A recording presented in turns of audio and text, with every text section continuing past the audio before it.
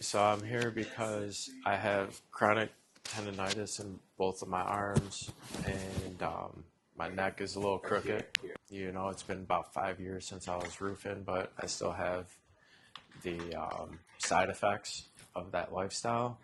I have bad tendonitis in my arms, to my elbows, and my traps and everything is pretty tight. You know, it locks up when I'm trying to rest, and lots of excruciating pains, and waking up through the middle of the night with, almost unbearable pain. So I just basically consistently stretching, never getting in a good sleep state. And so your number one area of the most discomfort? the number one is definitely the front of the shoulder here, is like where it's consistently like a sharp shooting pain. What movements? Bilateral movements like this here is absolutely the worst. Okay. If I straighten it out and I come out, it's not as bad. Okay. So for whatever reason, when my arm's bent, it has a lot of restrictions there. Can you like tuck your shirt in behind, or is that restricted? Yeah, I can do that. Okay. What about just straight out in front of you? Straight out, I can do it, but there's definitely still a lot of pain in there. Disc golfing, my most important sport. I'm coming across right. I'm using my right side, and you're throwing. Yeah, I throw with the worst arm on my and body. That's like the worst maneuver for you too. Yeah, okay. It's tough. I'm usually gritting my teeth pretty hard when I'm playing, but. And is that pain like sharp stabbing, or is it kind of dull, achy? It's a mixture of both, because it's like sharp, stabby on the front, and then dull and achy on the back. Okay. Do you have weakness? A little bit, yeah. I can definitely still pick stuff up, but I can't like curl as much, and it's not as, I'm not as strong as I once was by any means. And is it lack of strength because of the pain, like that stops you from being able to do it? Yeah, for sure. Yeah, so sometimes like I can't even, if I'm just like water jugs or something like that, and trying to bring it up on the counter, I used to be able just to set up, one of those big water jugs on the counter. Now I'm like, feeling it. Okay. So. And you sent us some x-rays, the neck and the spine. Have you had your shoulder imaged? Any kind of? No, I haven't gotten any imaging done to the shoulder. Okay. I need to though. Okay. So we'll do ultrasound and take a look at the rotator cuff and the bicep tendon, because those are my two areas of concern for you. Have you ever had a clavicle fracture on that side? Last year I actually ran into a tree, like pretty fast, and there was just like a low hanging branch I didn't see, and I think that was my left side. Okay. So I got x-rays done on that, but they didn't see anything that was concerning really. So It was just bruised like crazy. Okay. Actually, let me see. Is it uncomfortable at all? No. Let's see what you're having. Just kidding. We're looking for tears. We're looking for fluid or inflammation around those structures. Making sure your bicep tendon is normal in position and where we want it to be. You might have a small split tear in the bicep, but it looks not bad, and there's not a ton of fluid. There's a little bit of fluid around that tear area. Now, when you have pain, is it from this area to here about? Yeah. Okay. So that kind of correlates to that little split tear. Okay, so the rotator cuff itself doesn't look bad.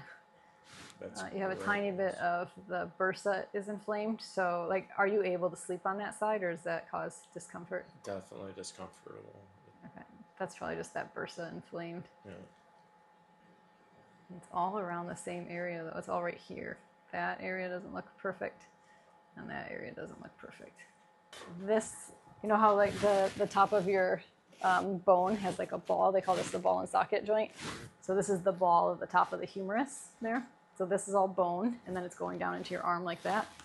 So this tissue right here is the rotator cuff that's going to come and kind of attach to the bone here, so you can do that motion. And what we'd like to see is where it looks, okay, let's look at, this is in motion, so it's hard to freeze. Okay, so see how you can almost imagine that these are tiny little fibers or lines going through that tissue, and they're linear. This is normal appearing tendon here. And if we go forward, so now we're starting to get a little bit of squigglies in that. And if we go forward further, we're getting kind of that black area in there where it's a little bit darker. I know ultrasound is there. So see how it's brighter here, darker there, and then normal here. So this is, there's probably some fluid or swelling in that rotator cuff tendon. It's not completely normal. I can't tell if it's a tiny partial tear in there, but remember, this is 1 inch. So when I'm doing this, it's really magnified. So we're talking like 2 millimeters probably, or 3 to 4 millimeters. Wow. It's small. So that little irregularity, but this is what we want to do. This is relatively avascular, it doesn't have a good blood supply. So what we want to do is increase blood flow to that tissue so your body can deliver those stem cells you've been taking, deliver stem cells, deliver oxygen-rich and nutrient-rich blood to the tissue to help heal it. And it's the same thing here as the tendon that we looked at. This is a little bit difficult to imagine if you're not a radiologist, but there is a little groove in the muscle here called the bone. So this is again the head of the bone here. And there's a tiny little groove that you can imagine like that bicep tendon, when it comes down to go to the bicep muscle, it goes right through that groove. So your tendon is in normal position there, but it should be all like a circle, an ovoid, but all the same color. So you've got a teensy little rent right there, a tiny little, what we call like an intrasubstance or a split tear. And this looks more normal, I don't know, but you can see the groove nice in that picture. Oh yeah. So there's the head of the humerus, there's the little groove where that tendon has to travel down. And here's some irregular that we showed you earlier of the tendon of the rotator cuff. So that's that little hypoechoic area. Okay, so what we're going to do here and here, we're going to first direct blood flow there with the cold laser therapy. We're going to get some inflammation or swelling out of those tissues, bring more blood flow to those tissues, and he's been taking stem regen, so he's releasing his own stem cells into circulation to work in concert with what we're doing. He has some inflammation there already. We saw a little bursa fluid as well, which I didn't show. And there's a little bursa descensor, so a mild tendonitis, maybe a tiny tear, a biceps partial tear, and then bursitis, they call that when the bursa is inflamed. So there's some inflammation there, which you feel when you're moving around and trying to do things with weight especially. So we'll start with the cold laser, and then we're going to do sound wave therapy directed at those areas. So it's also called shockwave therapy. You're going to feel pressure waves going into those tissues. The first stage of that, which we can talk about while we're doing too, but first stage, we're just going to try to relax all the muscles which are tense around that. So it's like a deep tissue massage, it's going to feel like. Second stage, we're going to really target those two areas exactly with the shockwave. And what it does is you can't feel it, but it creates a tiny bit of micro trauma at the cellular level. So no massive trauma, but enough to tell your body, hey, there's been a new injury here, and we're going to trick it that there's been a new injury so that we're even going to ensure those stem cells get to those two areas. That's awesome. So yes, that's what we have planned. Very exciting.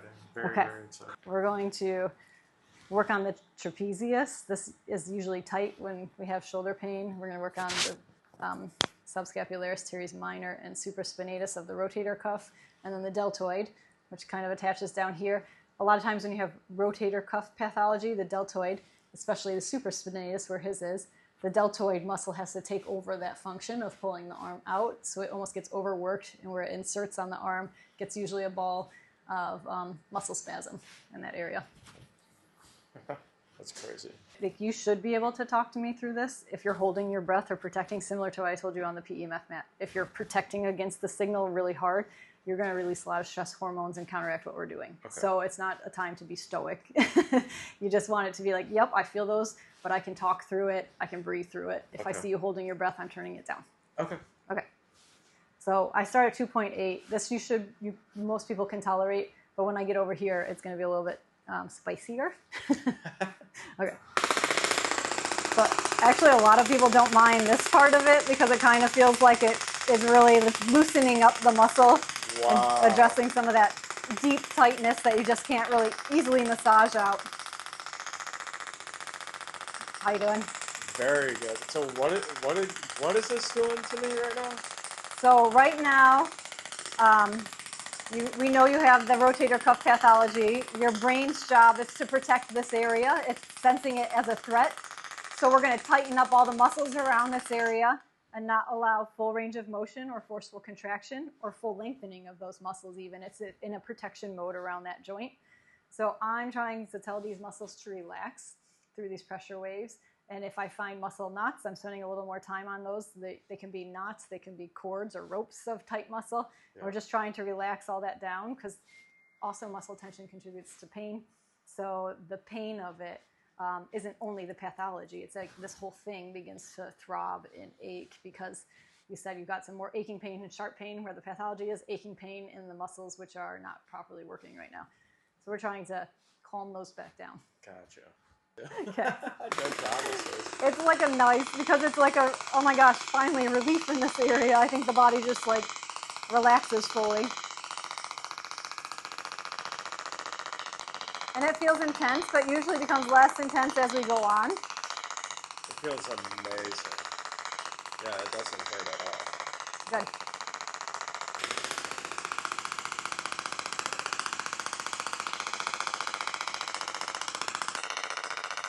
The deltoid there is actually really, I can't even get my mom to stay on it. It just wants to roll off of that tension.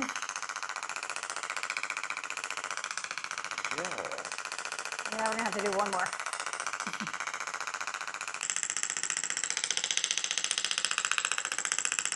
Okay, so we're targeting there, which is just to the right of that throwing star thing. And then get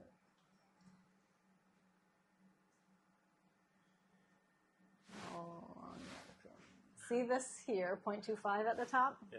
We're going down. That's my goal. So if you can tolerate, this pressure wave feels different, where that one, it was most intense at the skin surface because it's a radial wave. So the most intense energy is right here at the skin, and it kind of dissipates and fans out into the tissue. Okay. This one's going to skip the skin and send in a little ovoid packet of energy about that deep into the tissues. You're going to feel a different sensation. It feels more of a deeper pressure wave, but not as tender at this, not like a rubber band snap at the skin surface. Okay. So we'll start here. We'll just kind of go around that area. The more inflammation you have, the less you can tolerate. But if we can get up to 0.25, then in addition to you taking the stem cell release, you're going to locally stimulate stem cells if we can get up to that energy. A lot of people with shoulders, it's their first or second session. They could, but it depends on how much inflammation is in that tissue. Gotcha. Okay. More inflammation, less tolerance.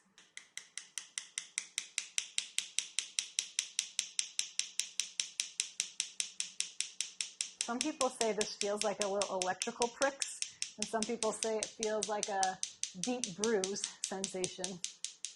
Yeah, I feel more of like the electrical, for sure. On that like tolerance scale, are you close to holding your breath with it? No, I'm okay. Okay, let me get some more gel. Still breathing, I see. Good job. Yeah, I mean, if you get tattoos, you should be able to handle this, right? You know what's funny, as an interventional radiologist, the people who came with tattoos, especially like the young men, they were the most intolerant of like the thought of the procedure, not really the procedure itself. Is it more tender there? Yeah, oh yeah, for sure. Is this reproducing your discomfort when you do have it? Yes. Yeah. Oh, okay. So that's what I call biofeedback. A lot of times we'll ask patients, you know, is this the right area of discomfort? Because sometimes, as good as I am at imaging, I don't always like find the area that's causing the pain, the epicenter or the progenitor of the pain. This is my best guess for what you described in the location, but sometimes we fish around and we find something deeper that I hadn't seen on ultrasound.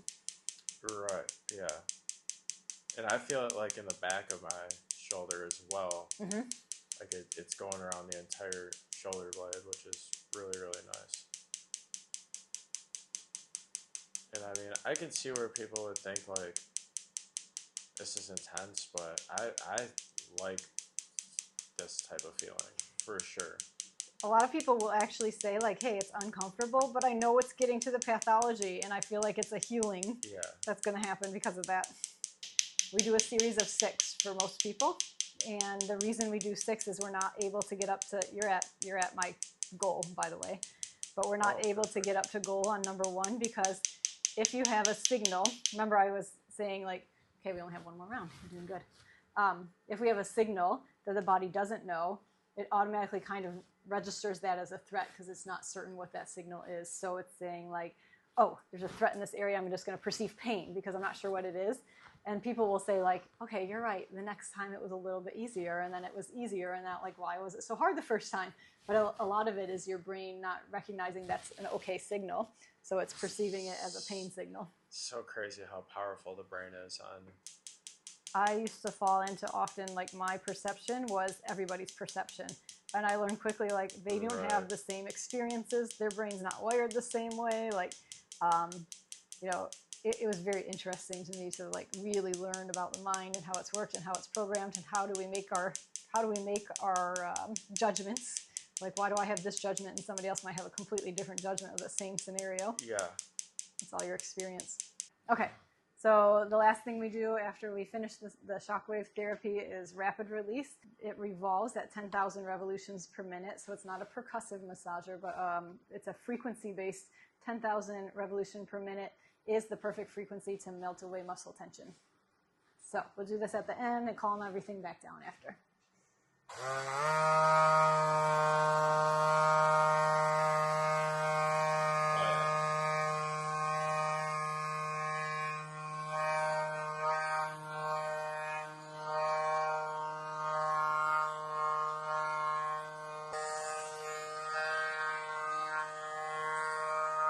This thing is amazing. Yeah, it is. I want one of these bad. This is like one of those massage guns times like a billion.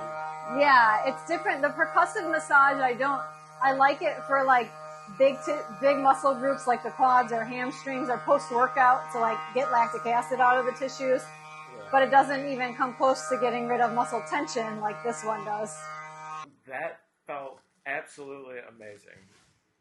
I felt like a home massager times like 800 billion and spread out, and I feel actually relaxed. Like my traps feel relaxed, my spine feels relaxed, my shoulders feel relaxed. Wow. I feel free as a bird.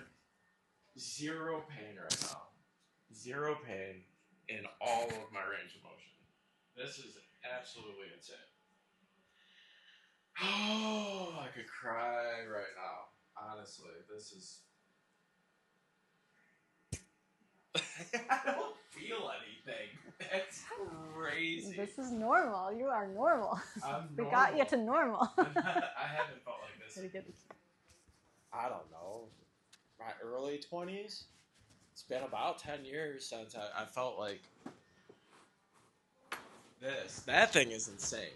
Here we go. You and I are going in. This is how. What is this? Oh, holy crap! Yeah.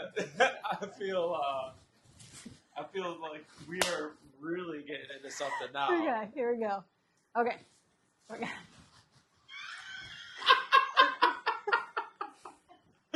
Yeah, man, I am all the way in. This is like Back to the Future. You know? Oh my gosh. Oh. Yeah. Drink the Kool-Aid.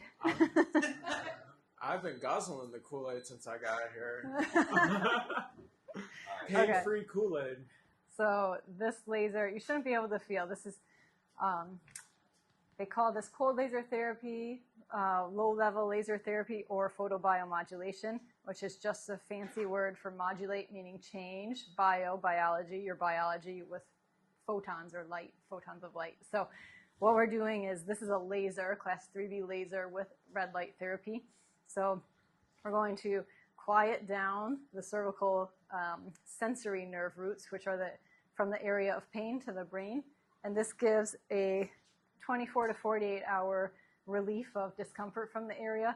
So we talked earlier, that a few people would have a little bit of increased pain, the minority. But if it happens, I don't want them to reach for an NSAID or over-the-counter pain medication, because that's going to disrupt the healing cascade we've just initiated. So we just try to cover them with laser therapy, keeping everything quiet and calm down. And that should take care of the post-procedure area. Yeah, I love that timeframe. it's been a week since I've taken an NSAID, so that's Phenomenal. So I know for sure that those things have nothing to do with what I'm feeling.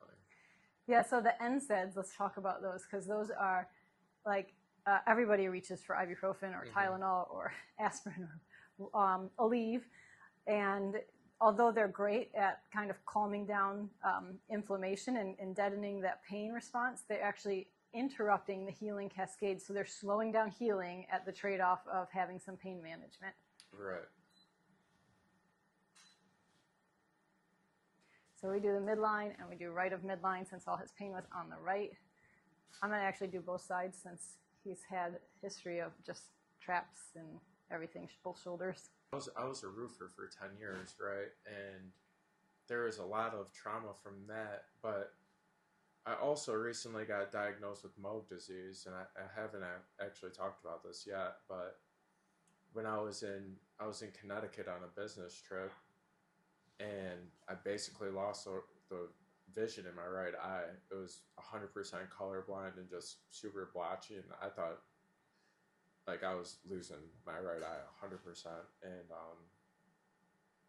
I got put on like a IV steroid cycle, and they actually had to do a spinal tap to find out that I had what's called Moog disease, which is autoimmune disease. And I think a lot of what I feel now is attributed to that, and also like I still have minor blotchiness in my right eye, but when I was using that Centropix, that I started feeling like I wasn't having as much blotchiness and better color in my eye, and I keep on like closing my left eye and looking around. I'm like, is it doing something? And it's just, you know, sometimes it just has to prove itself. You know, and I try not to put any expectations on anything, but like just see the results instead.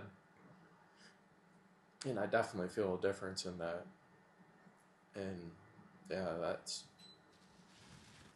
that's really exciting to see any type of difference at all. So I don't know if like the pain also stems from that, and or you know, if it's from the roofing, or now I'm sitting in the office and probably have terrible posture, hunched over. You know, there's so many different things that could be making me feel the way that I feel, you know. And so actually seeing this on the ultrasound, and you know, just seeing those little fluid areas, and it's funny how it's just like a millimeter of, you know, a millimeter or 2 millimeters of fluid, or you know, and acute points that causes just so much discomfort, you know. Yeah, I remember I went on the ultrasound, I was saying like this is the normal pattern, those normal lines that go through the tendon. That's called the normal fibular pattern. So when we get a tendinitis, itis always means inflammation. When you get a tendinitis, you get some swelling in between the fibers of the tendon. And remember I showed you the wavy pattern that happens with those fibers? Yeah. That wavy pattern. So the greatest, what they call tensile strength of a tendon is when it has that normal linear pattern. It's really strong. It can resist a lot of force.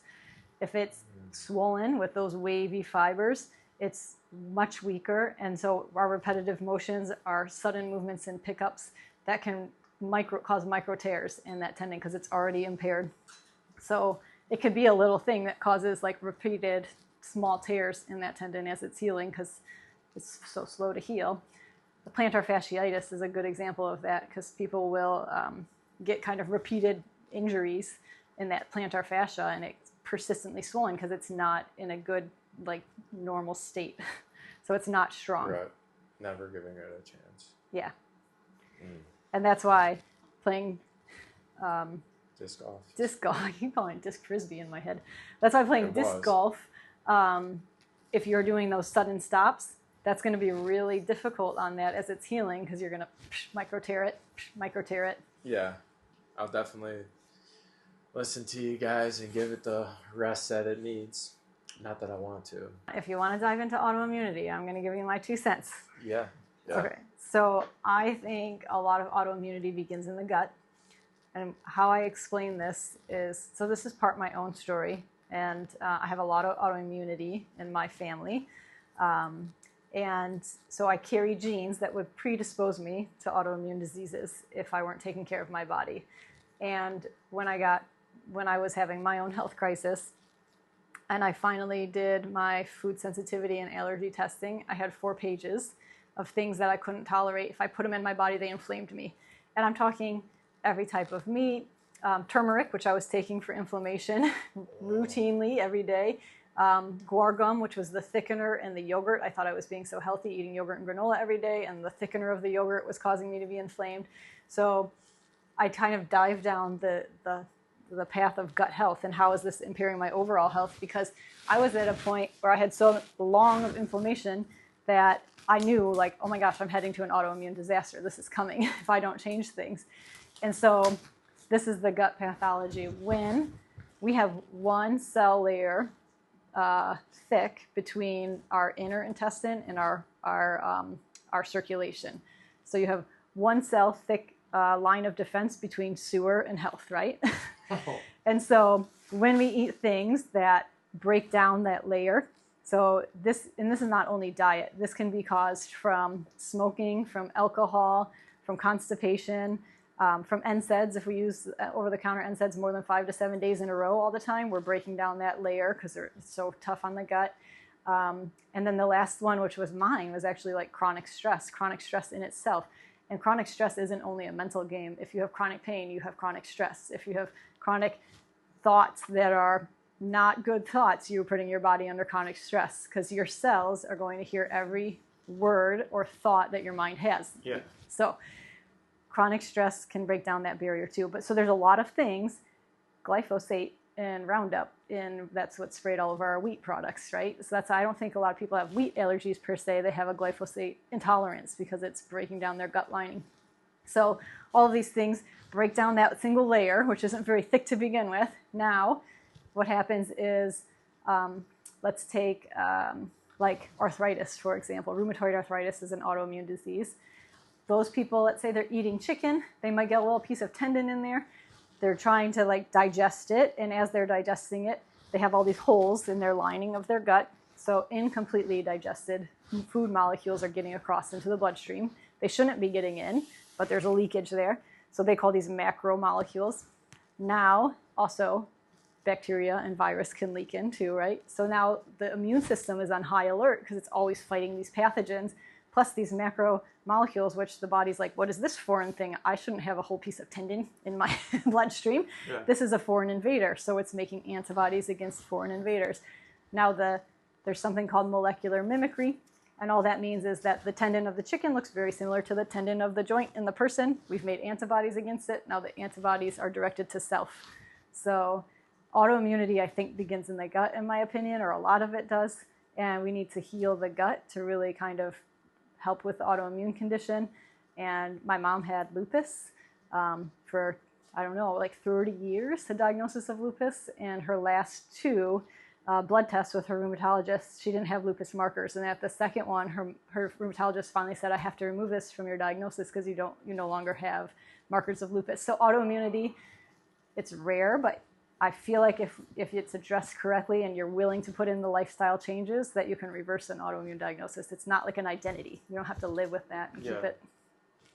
That was like one of my biggest fears was like, okay, I'm going to have to do this for the rest of my life and have these tapered steroid cycles, you know what I mean? Like every 6 months we got to do a tapered steroid cycle and then deal with the swelling and the bloating and the just the weight gain. Inconvenience of it. Yeah, the weight gain for sure. I gained 15 pounds since I've started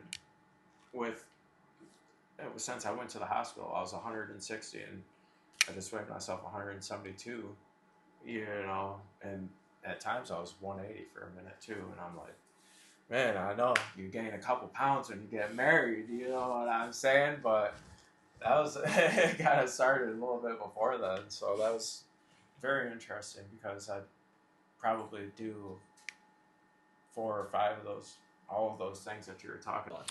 I am feeling a ton better, like absolutely incredible. I could shadow box, which is nice. Wasn't able to do that. Full range of motion, no matter how I put my arms, I'm just moving and grooving.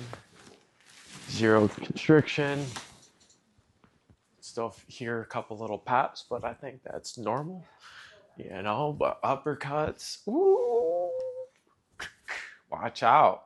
My mind is literally shattered in a million pieces, just trying to comprehend how I can feel the way that I'm feeling with compared to the way that I've been feeling for years and years now. And just moving is, I think, something that a lot of people take for granted. Just being able to move and function normally. And here and now that I'm able to do this, it's just, I want to make whatever lifestyle changes that I need to take to make this last for as long as possible. And now I'm just thinking, like, how long can I get these benefits and obtain and hold these benefits and maximize the functionality that I have now, which is absolutely incredible. Very, very grateful.